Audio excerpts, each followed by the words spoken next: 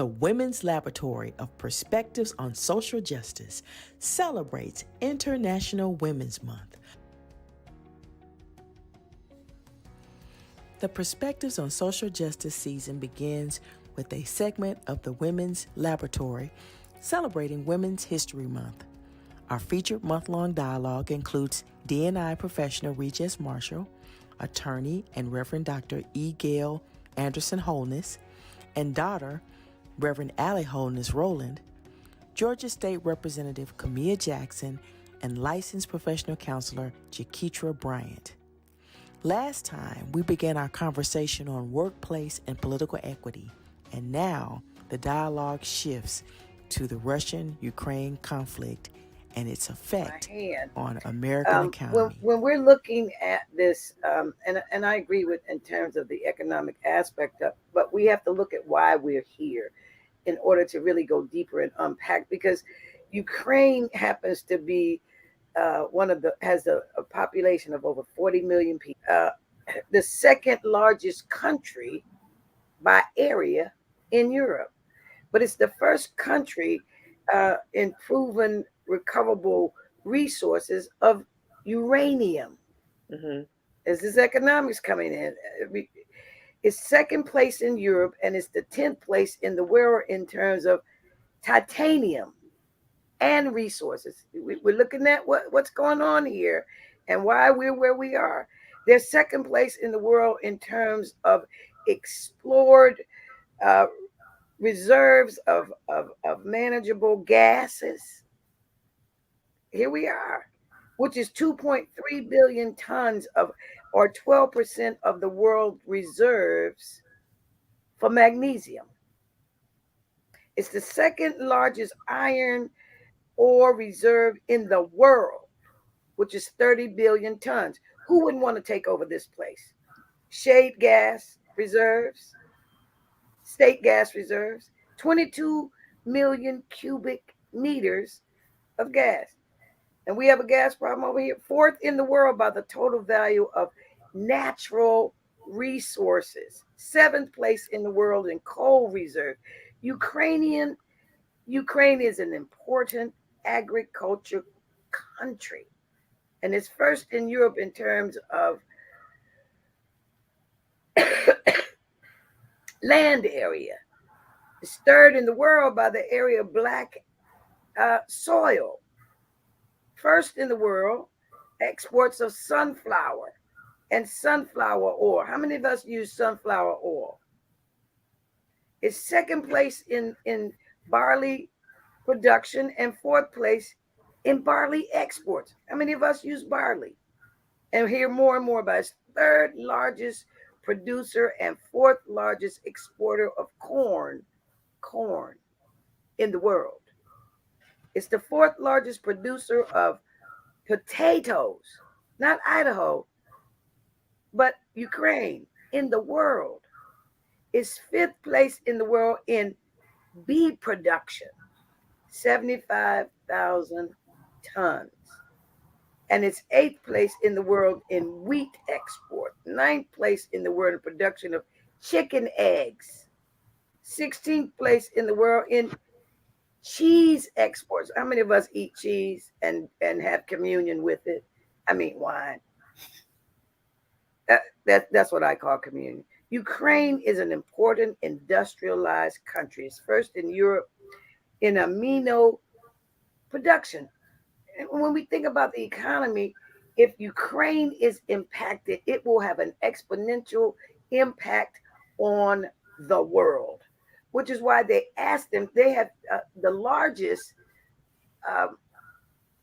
resource, the one that was attacked, nuclear center, the largest in Europe, and Putin has attacked that. So, don't you think there'll be a rippling effect, not just with our gas, with our food, with our housing, with our employment? We do not want to be in a war with Russia.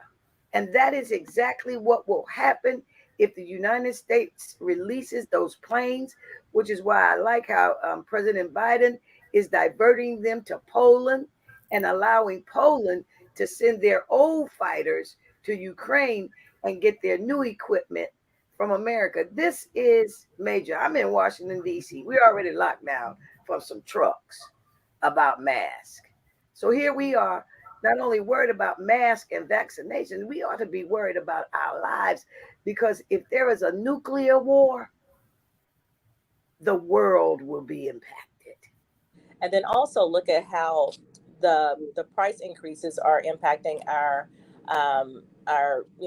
everyday citizens. I mean, it's so unfortunate, because while we're fighting every single day for livable wages, and these prices continue to go up, they're impacting how we're able to afford roofs over our heads, how we're able to feed our families, how we're able to put, of course, gas in our cars. And I mean, it's a overall impacting issue that we have to look at, and it all goes back to for the everyday citizen. It goes back to money, but then also we have to look at how it's impacted our military men and women, and them being put in harm's way.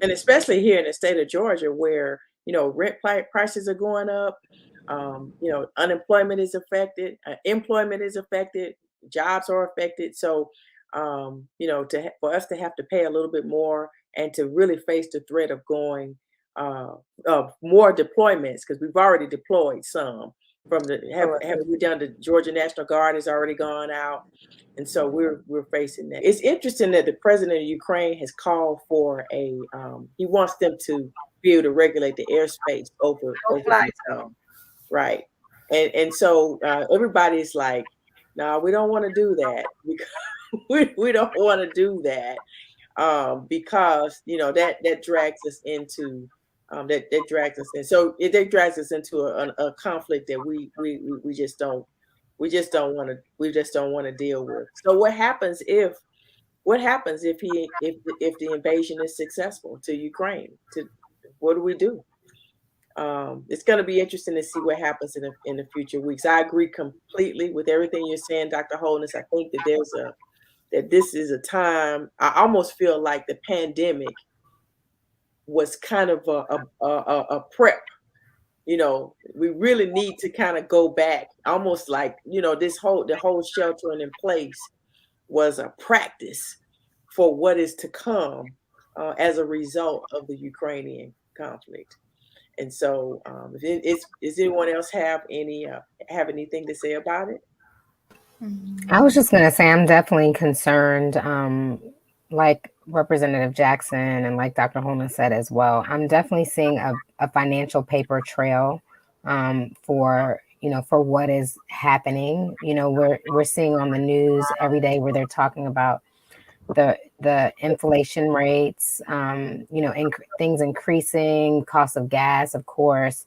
But I think my biggest concern is our young men and women that may have to respond, because when you talk about a loss of life, or the potentiality of a loss of life, when everything happened recently, when we pulled out of Afghanistan, I believe, when we pulled out, there was that loss of life. And forgive me for not knowing the exact number, but I believe about 15 soldiers lost their lives during that one incident.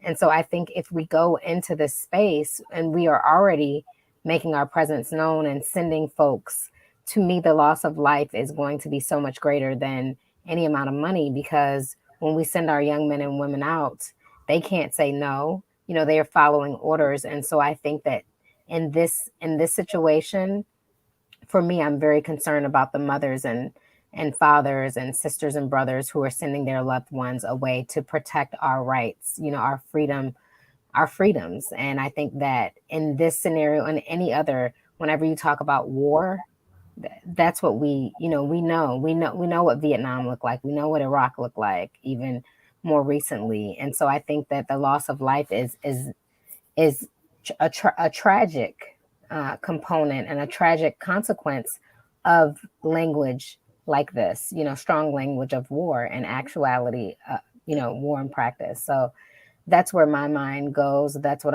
my biggest concern is. And that's how I think it will directly impact us financially, sure. but that loss of life, potentially losing our young men and women, I think is what really has me troubled in terms of this entire scenario. And I wonder if we have everyone out of Afghanistan at this Of course not. No. Right. The other thing I wanted to piggyback on what Reverend Alley was saying, yes, but the elephant in the room that we have not addressed yet, and that is the racist acts that have occurred in Ukraine against Africans and the people of color who are attempting to get out of, and they can say that it's been rectified, but it happened. Yeah, they let them out, and then until there was media attention to that issue and people started to speak out, and I have compassion. I really do. I have compassion for the people of Ukraine. I understand their plight, but I don't understand in a time like this, racism would raise its ugly head. And the world is watching.